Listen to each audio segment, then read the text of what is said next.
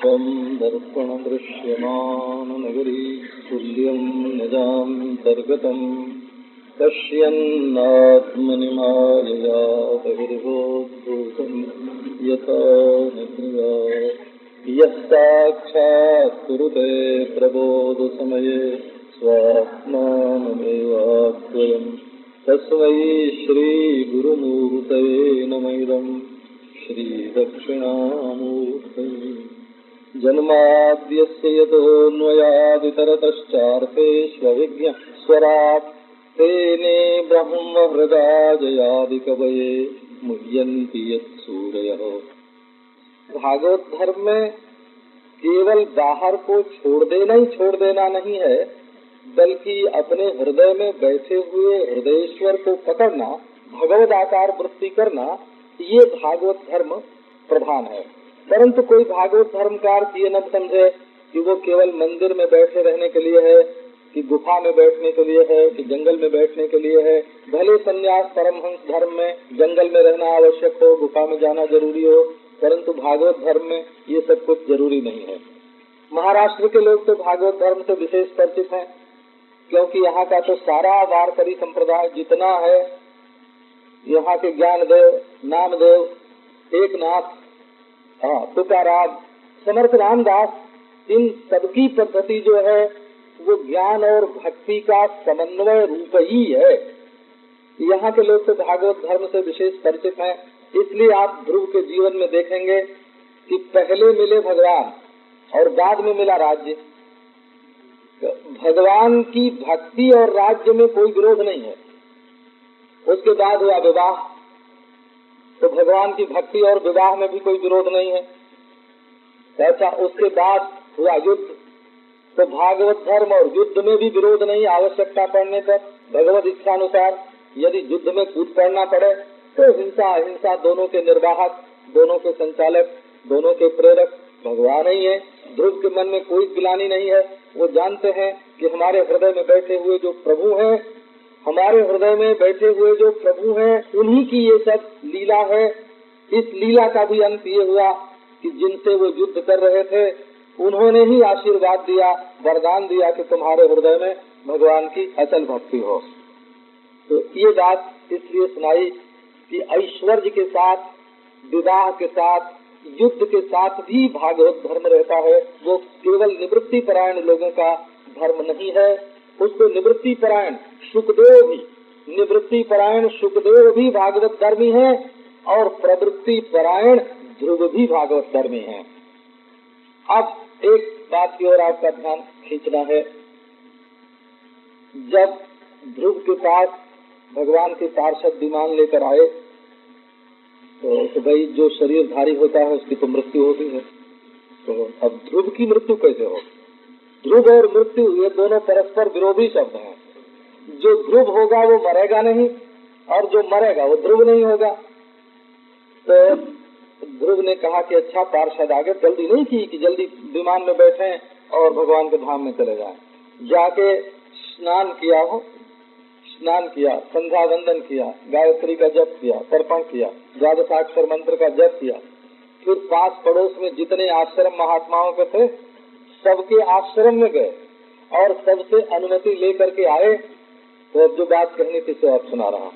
उन्होंने पार्षदों से पूछा कि हमको तो तुम लोग विमान लेके आए हो बैकुंठ में ले चलने के लिए, हमारी माँ का क्या हुआ? अब देखो एक सन्यासी होता तो वो विमान पर बैठने के समय अपनी माँ के बारे में नहीं पूछता कि हमारी माँ का क्या हुआ। बोले अरे भाई ब्रह्माकार वृत्ति करो। एक जोगी होता है, बोले करो निर्विषय वृत्ति। ये सुनते सुनते लोगों को आग्रह हो जाता है कि निर्विषय वृत्ति बड़ी बढ़िया चीज है। ये बिल्कुल वाक्य जन्य ज्ञान है ये भी कि निर्विषय वृत्ति बहुत अच्छी होती है। सुनते सुनते किसी का व्याख्यान सुन जाए। एक दिन उड़िया बाबा जी महाराज से किसी ने पूछा कि महाराज ये संसार मिथ्या है तो दिखता क्यों है? तो बोले कि कहाँ सुन के आए हो कि मिथ्या है? अरे बावरे तूने ये बात कहाँ सुनी है? माने तुम्हारे विचार में, तुम्हारे अनुभव में ये बिल्कुल नहीं है, कहीं से सुन के आए हो। तो ये सब बातें जो हैं सुन सुन के मनुष्य के मन पर इतनी हावी हो जाती हैं कि वो सोचता है कि किसी चीज को देखना या याद करना भी कोई पाप हो, जुर्म हो। तो ध्रुव ने अपनी माँ के बारे में पूछा कि हमारी माँ का क्या हुआ। देखो भागवत धर्म में अपनी माँ की याद करो, अपनी माँ में भगवत बुद्धि करो, उसकी पूजा करो। जब विष्णु भगवान लक्ष्मी को साथ लेके रहते हैं और शिव भगवान पार्वती को साथ लेके रहते हैं, कृष्ण भगवान राधा को साथ लेके रहते हैं, माने मातृ शक्ति जब हमारे आराध्य देव के ही साथ है, जब राम के साथ सीता है, ब्रह्मा के साथ ब्रह्माणी है, विष्णु के साथ लक्ष्मी है, तो जब ये परमार्थ जो आराध्य हैं वही अपनी अपनी शक्ति लेकर के बैठे हुए हैं, तो भागवत धर्म में स्त्री का विरोध कहाँ से होगा या संबंधियों का विरोध कहाँ से होगा। तो पार्षदों ने कहा कि महाराज आप बिल्कुल फिक्र मत करें, भगवान ने आपकी माता की चिंता की। आप तो आज कर रहे हैं, भगवान ने पहले ही की कि जिस माता के ध्रुव सरीखा पुत्र हुआ उस माता को पहले वैकुंठ मिलना चाहिए, पहले ध्रुवलोक मिलना चाहिए। माने पुत्र के भक्त होने से माता का भी कल्याण हो जाता है। ये भागवत धर्म की विशेषता है।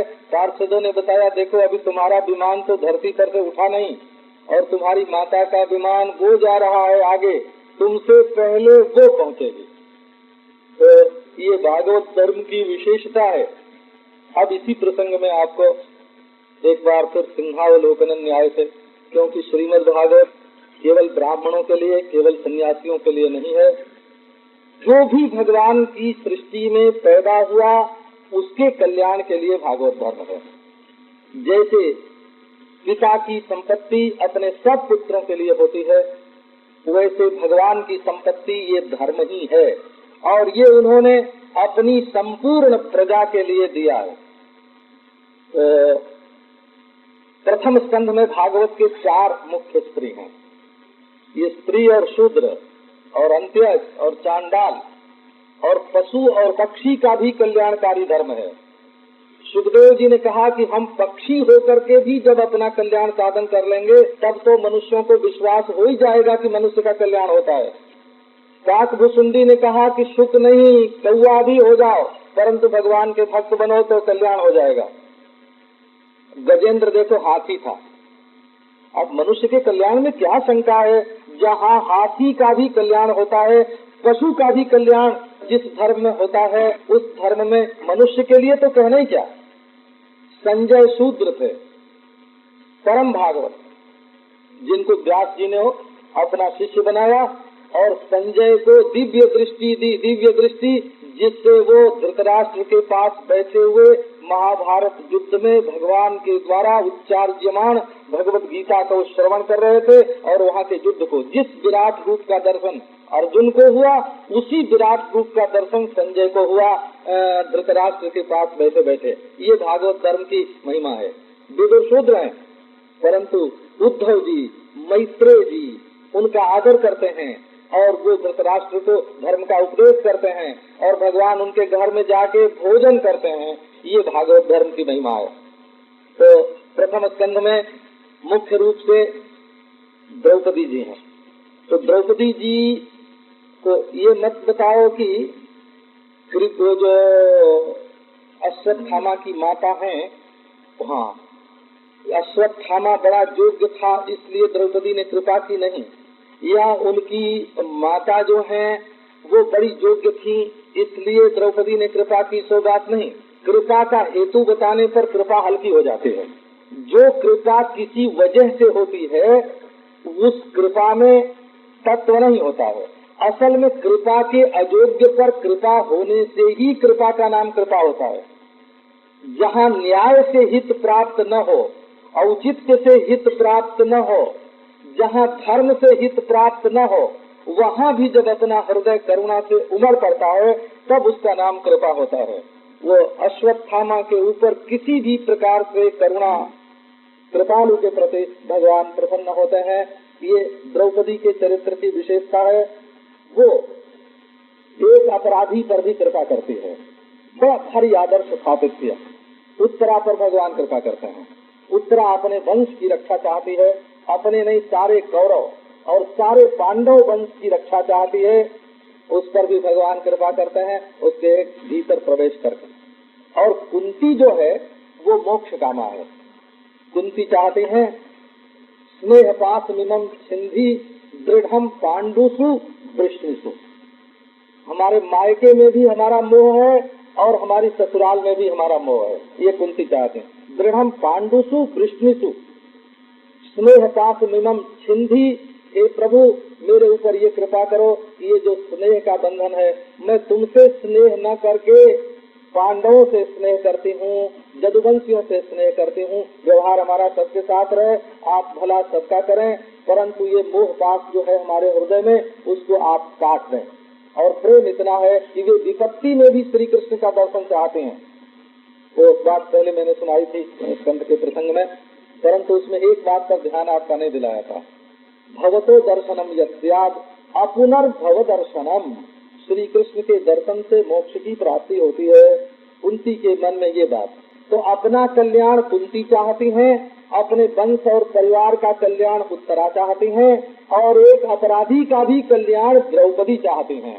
ये तीनों भागवत धर्मी हैं, ये तीनों हमारे जीवन में लाने योग्य है। अपराधी से अपराधी का भी कल्याण, अपने परिवार का भी कल्याण और अपना कल्याण।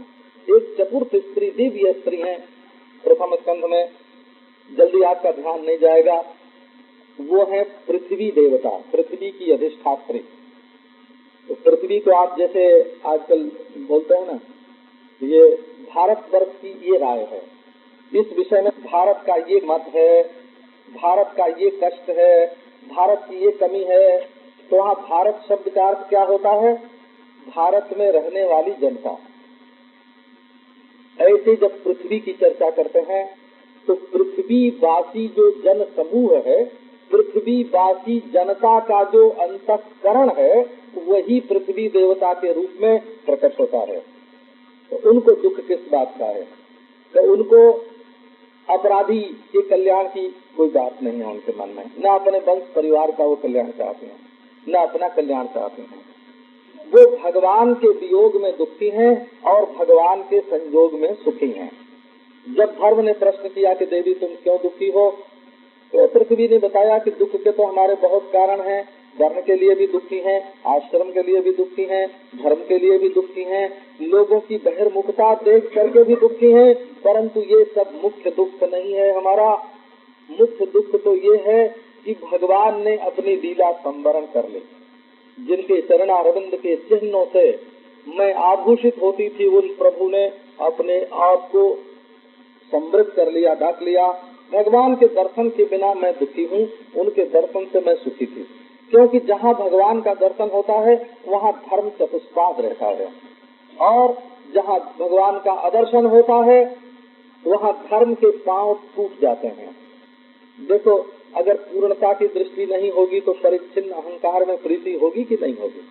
जब परिच्छिन्न अहंकार में प्रीति होगी तो स्मय संग मद, स्मय माने अभिमान, और आसक्ति और मद, ये तीन दोष जो हैं वो मनुष्य के जीवन में आ जाएंगे।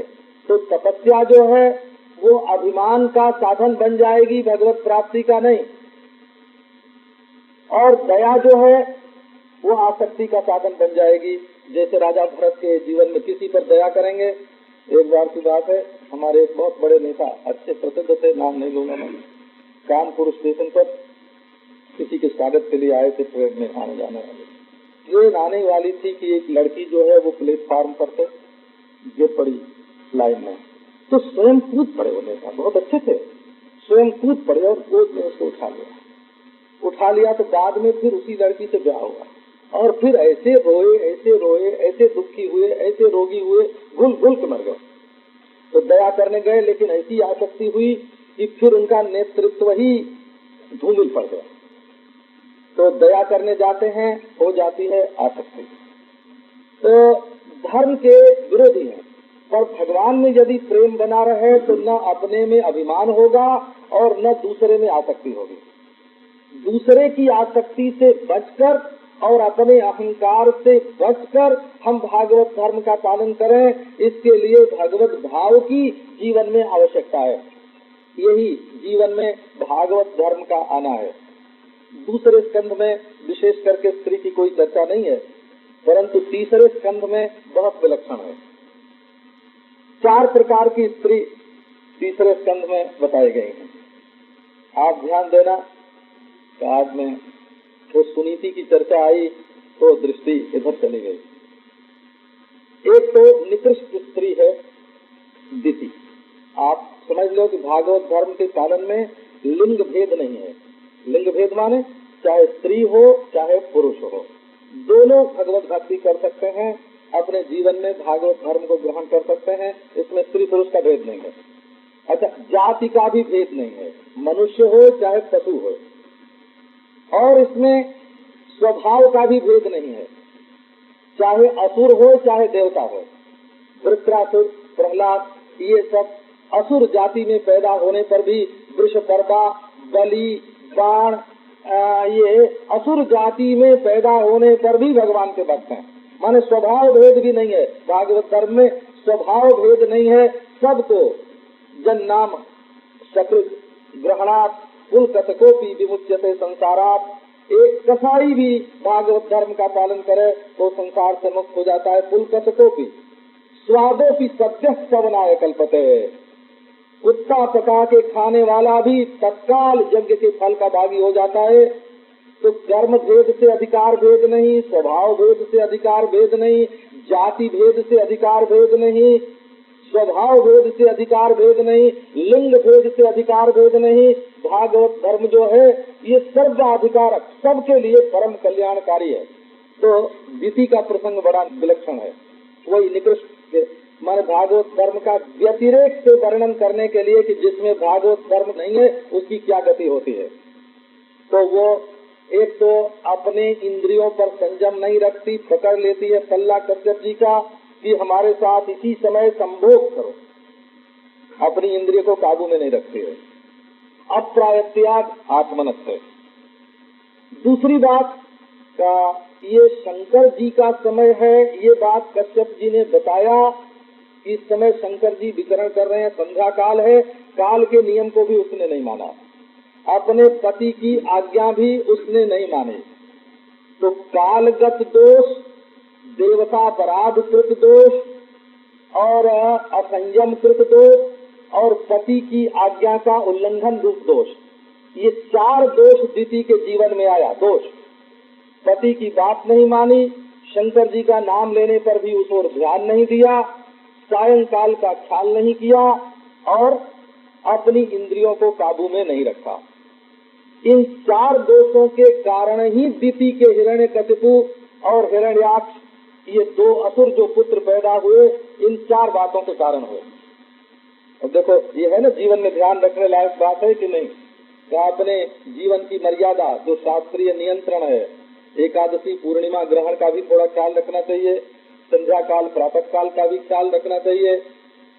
तो इस प्राणैरेष वियुज्यते जहाँ दीवार हत्या संयुज्यते, तो उपनिषद में आया कि जो दिन में स्त्री पुरुष समागम करते हैं उनका प्राण ही उनका विरोधी हो जाता है, माने उनकी आयु क्षीण हो जाती है। तो ये जो काल का नियम है उसका पालन करना, दिति ने पालन नहीं किया तो क्या हुआ।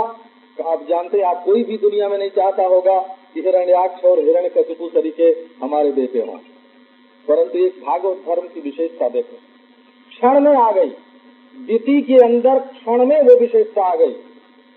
जब कर्म के बाद उसको पश्चाताप हुआ, शंकर जी से डरी कि कहीं शंकर जी हमारे गर्भ का नाश न कर दें, तो महाराज पतिदेव हमारे अपराध को क्षमा करो। जब अपनी गलती वो समझ गई, अपराध क्षमापन किया, तो कश्यप जी ने प्रसन्न होकर कहा कि अच्छा तेरे पुत्र तो दुष्ट होंगे, परंतु तेरा पौत्र प्रहलाद जो है वो भगवत भक्तों में शिरोमणि होगा। ये देखो, विनय से, पश्चाताप से, आज्ञा पालन से, संयम से अब मनुष्य के जीवन में कल्याण होता है। एक दिति की बात है। अब दिति और कश्यप के पातिव्रत में, पत्नी व्रत पातिव्रत में तो आज्ञाकारित्व नहीं होने से असुर की उत्पत्ति हो गई, परंतु शतरूपा और मनु का जो दाम्पत्य है बड़े विलक्षण दाम्पत्य है। वहाँ दोनों में कहीं मतभेद है ही नहीं। सबसे सुखी गृहस्थ कोई वो है तो जहाँ पत्नी और पति का मतभेद नहीं है। पत्नी के मन में पति का, पति के मन में पत्नी का मन मिल गया। ये शत्रुपा और मनु का दाम्पत्य बड़ा विलक्षण है, भागवत धर्मी है। असल में पति पत्नी का प्रेम भी भागवत धर्म है, क्योंकि पति के अंतर्यामी भगवान है, पत्नी के अंतर्यामी भी भगवान है। अंतर्यामी रूप से भगवान से ही प्रेम किया जाता है। तीसरा दाम्पत्य है कर्दम और देवहूति का। देवहूति और कर्दम का तीसरा दाम्पत्य है। उसमें पति जो है वो विरक्त है और पत्नी जो है वो पतिव्रता है, सब तरह से सेवा करती है, परंतु पति अंत में छोड़ के चले जाते हैं और वो भी पति के ही मार्ग पर जाती है, लेकिन पति के संन्यास में बाधा नहीं डालती, पुत्र के द्वारा ज्ञान प्राप्त करती है और अपने स्थान पर ही जीवन मुक्त हो जाती है। शास्त्र में जितनी स्त्रियों का वर्णन है उनमें देवहूति का जीवन मुक्त के रूप में वर्णन है और उनकी जो पुत्रियां हैं 9, ये चतुर्थ विभाग स्त्रियों का जो है तीसरे स्कंध में वो उनकी पुत्रियों का है। कर्दम और देवहूति के संयोग से जो अनसूया आदि श्रेष्ठ कोटि की पुत्री हुई है। और कपिल देव देखो, पातिव्रत का फल है, सेवा का फल है, संयम का फल है कपिल देव, और असंयम का फल है हिरण्याक्ष और हिरण्यकशिपु। तो अधर्म प्रधान उत्पत्ति है असुर की और धर्म प्रधान उत्पत्ति है ईश्वर की।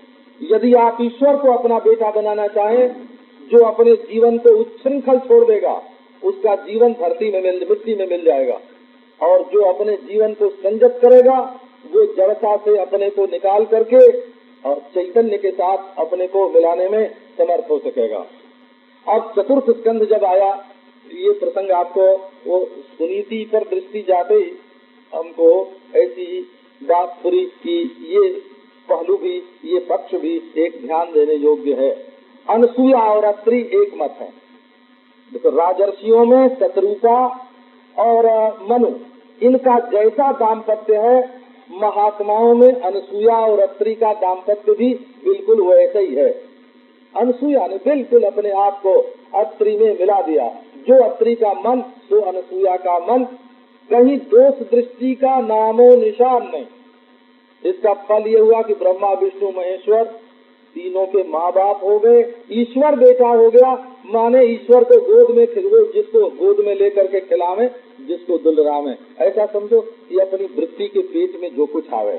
यत्र यत्र मनो जाति तत्र तत्र समाधया, देहाभिमाने गलिते विज्ञाते परमात्मनि, यत्र यत्र मनो जाति तत्र तत्र समाधया। देहाभिमान गलित हो गया, परमात्मा का अनुभव प्राप्त हो गया। अब जहाँ मन जाता है, श्री उड़िया बाबा जी महाराज एक बार बताते थे कि देखो ये एक पीपल का पेड़ है, तो एक वैज्ञानिक शब्द का प्रयोग करते थे, वो कहते साइंस जानने वाला कहेगा कि ये लकड़ी है, इसमें ये गुण हैं, ये दोष हैं, इसमें ये दवा है। और एक भक्त कहेगा कि नहीं, ये तो साक्षात वासुदेव हैं, पत्रे पत्रे देवानाम। तो केवल लकड़ी का उपयोग किया वैज्ञानिक ने रोग की निवृत्ति के लिए या दूसरे किसी काम के लिए लकड़ी का उपयोग किया। और भक्त ने क्या किया?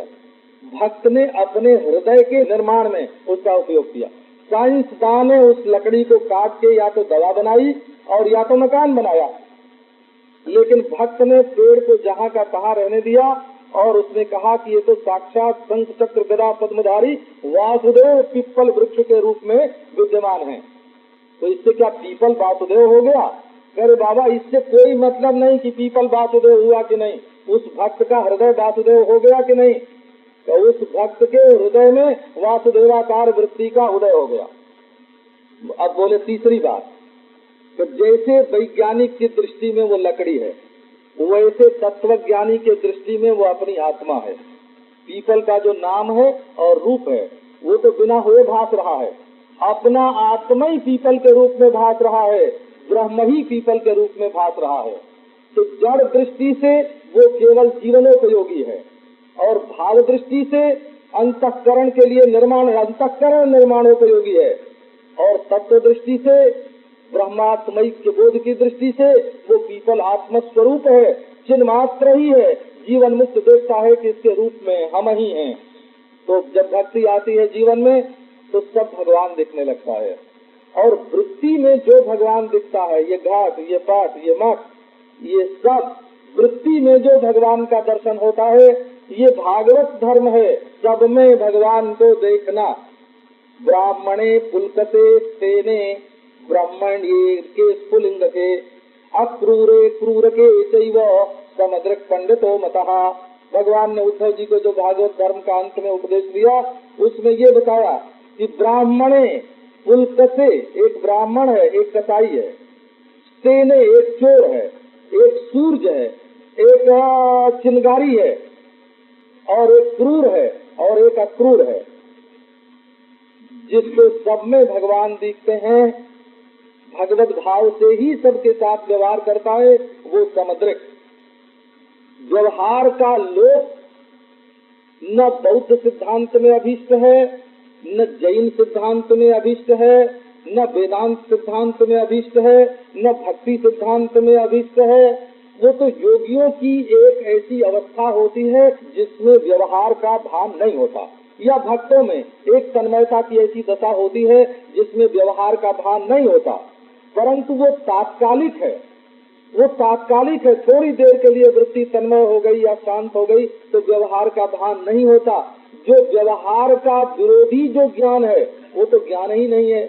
व्यवहार ज्ञान तो वही होगा जो व्यवहार में भी और व्यवहार की शांति में भी, दोनों में एक तरीका बना रहेगा। ज्ञान का कभी अभाव नहीं होता, क्योंकि ज्ञान का अभाव भी ज्ञान से ही सिद्ध होता है। समझो कोई कहे कि ज्ञान का प्राग अभाव, ज्ञान इस समय नहीं था, कि नहीं था, कैसे मालूम पड़ा? कि ज्ञान से मालूम पड़ा। कि ज्ञान नहीं रहेगा, कि नहीं रहेगा, ये कैसे मालूम पड़ा? कि ज्ञान से मालूम पड़ा। बोले इस समय घटक ज्ञान नहीं है, कि ये कैसे मालूम पड़ा? तो ज्ञान से मालूम पड़ा। ज्ञान के बिना तो अज्ञान भी मालूम नहीं पड़ता, ज्ञान के बिना तो ज्ञानाभाव भी मालूम नहीं पड़ता। इसलिए ज्ञान और व्यवहार का कहीं भी विरोध होना संभव नहीं है। तो अत्रि और अनसूया बिल्कुल एक हो गए। अच्छा, उसके बाद दक्षिणा, उसके बाद नारायण, तो धर्मस्य दक्ष दुहितर यजन निश्च मूर्तिया, मूर्ति और धर्म के संयोग से नर नारायण का जन्म हुआ। वहाँ भी दोनों एक हैं। दोनों की एकता में अंतर यह है कि धर्म और मूर्ति के संयोग में धर्म की प्रधानता है, भागवत धर्म की प्रधानता है, और अत्रि और अनसूया के योग में ज्ञान की प्रधानता है। सबसे बड़ी विलक्षण स्थिति तो सती और शिव की है। ये अभी देखो, एक बात इस समय ये बताई गई है इस प्रसंग में कि यदि पति और पिता में मतभेद हो तो पत्नी को पिता का पक्ष नहीं लेना चाहिए, क्योंकि उसको अपने पति के साथ रहना है, पति के साथ मिलकर ही उसको रहना चाहिए।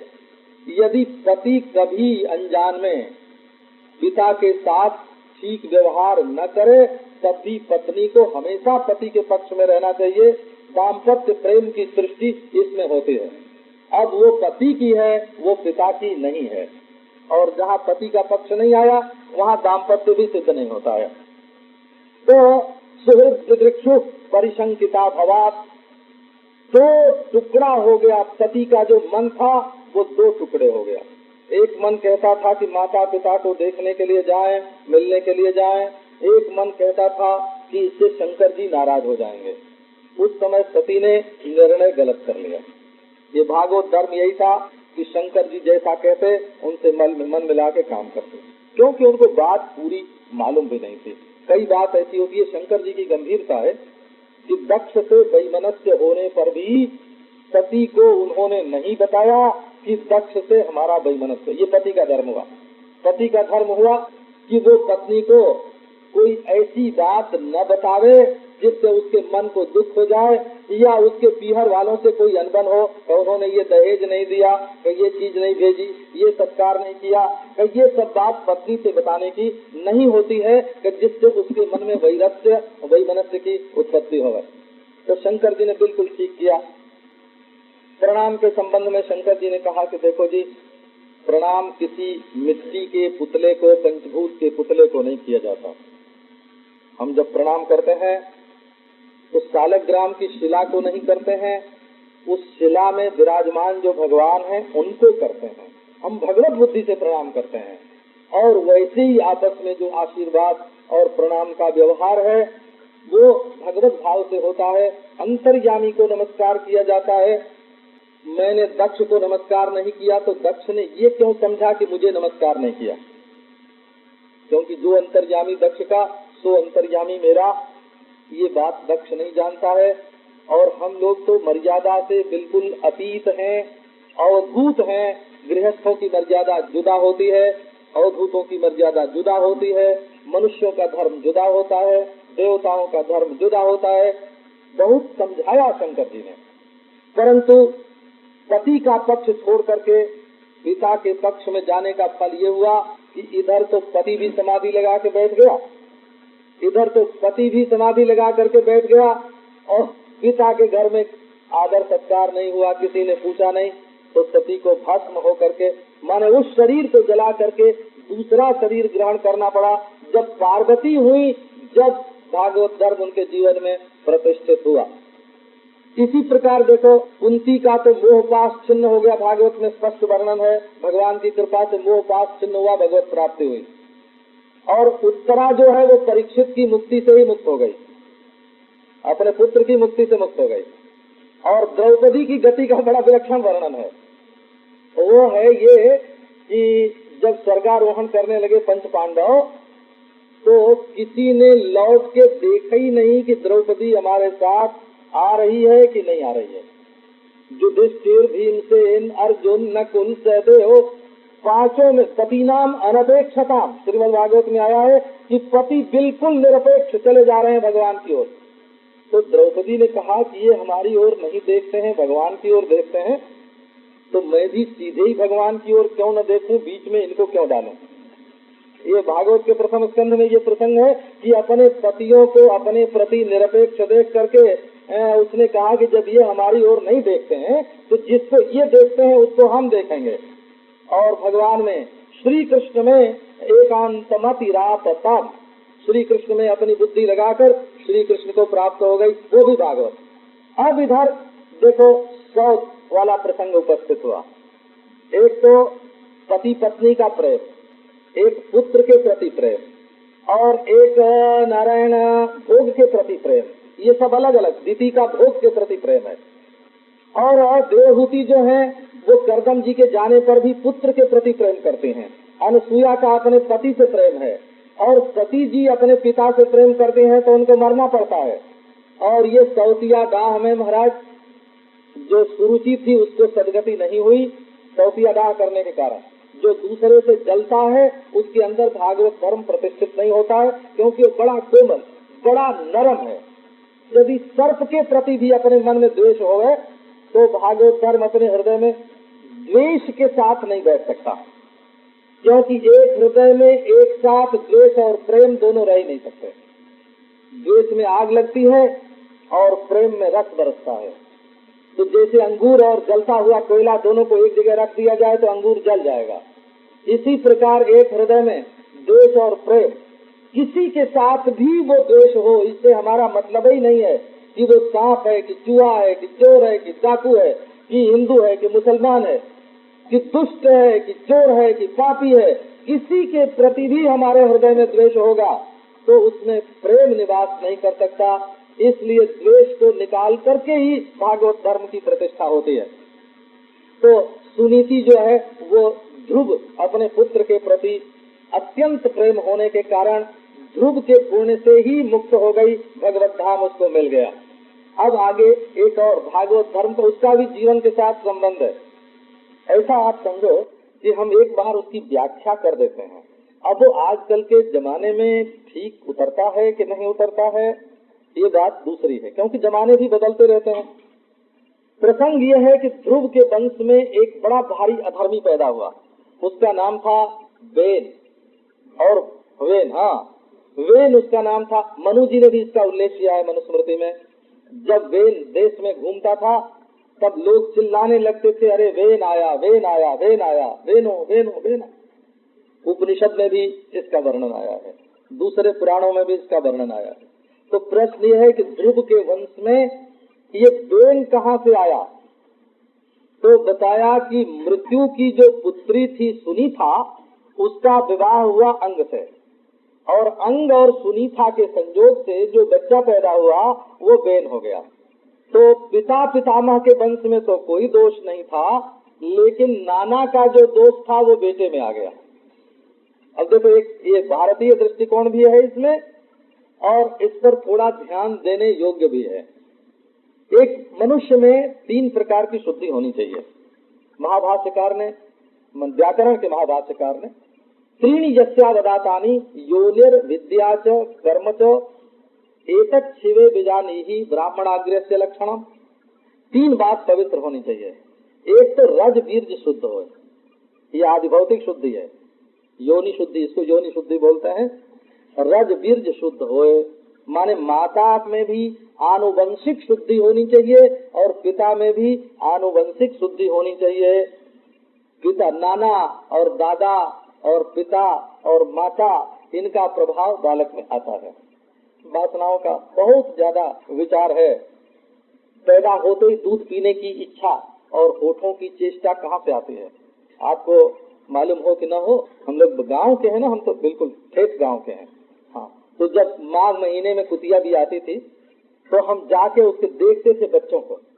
आँख खुली नहीं होती थी और कुतिया लेट जाती थी, और उसके तुरंत के पैदा हुए बच्चे हो अपना सिर हिलाते थे, हिलाते हिलाते हिलाते वो उसके पेट पर उसका स्तन बिना देखे, बिना आँख के कुतिया के ये पिल्ले जो हैं वो अपने माँ की छाती पर स्तन ढूंढ लेते और उसको मुंह में लेकर पीने लगते थे। तो ये चेष्टा उनके चित्त में, ये चेष्टा कहाँ से आई? अच्छा, वो कुत्ते क्यों हुए? आखिर उतना पंचभूत कुत्ते की जाति में क्यों गया? आकृति कुत्ते की कैसे बनी? ये चेष्टा कहाँ से आई? फिर ये मेरी माँ है, दूसरे कुत्तों से बचना और अपनी माँ के पास दौड़ करके जाना, ये ज्ञान उनको कहाँ से आया? तो पूर्वानुभूति की जो वासना है उससे चेष्टा होती है, और जो कर्म वासना है उससे आकृति मिलती है, और अविद्या वासना से मैं और मेरा ये उत्पन्न होता है। बड़ी विलक्षण बात है। तो विवाह करते समय पहले अपने देश में ये विचार किया जाता था कि जिस वंश में, जिस खानदान में हम ब्याह कर रहे हैं वो कैसा है। रजो बीर्ज की शुद्धि पहले, उसके बाद संध्या वंदन, गायत्री जप, सूर्यादि देवता की उपासना। जो सूर्य की उपासना नहीं करेगा, सीधा प्रकाश देने वाला सूर्य, और उसके प्रति जिसकी गौरव बुद्धि नहीं होगी वो अपने गुरु को कभी मानेगा? जो साफ साफ रोशनी दे रही है चीज, उसके प्रति आदर बुद्धि नहीं होगी तो ज्ञान की रोशनी देने वाले के प्रति आदर बुद्धि कहाँ से आएगी? तो ये इसको बोलते हैं विद्या, उपासना। और तीसरा अध्यात्म, मन, सम, दम, उपरति, तितिक्षा आदि जो श्रेष्ठ सद्गुण है वो जीवन में रहे। तो आध्यात्मिक शुद्धि है समदमादि, और आधिदैविक शुद्धि है देवता की उपासना, और आधिभौतिक शुद्धि है माता पिता की रजबीज की शुद्धि। इसको आधिभौतिक, आधिदैविक, आध्यात्मिक त्रिविध शुद्धि के नाम से अपने शास्त्रों में कहा हुआ है। राजा बेन बेन कैसे हो गया? बेन बेन इसलिए हो गया कि उसकी माता का वंश अशुद्ध था। बड़े बड़े विद्वानों के घर में जिस खेत में एक बार गेहूं पैदा हो जाता है ना, दूसरी बार उसमें गेहूं नहीं होता, मटर होती है। जिसके पिता में सारी विद्या बुद्धि आ जाती है, उसके पुत्र प्राय दूसरे विभाग में जाते हैं।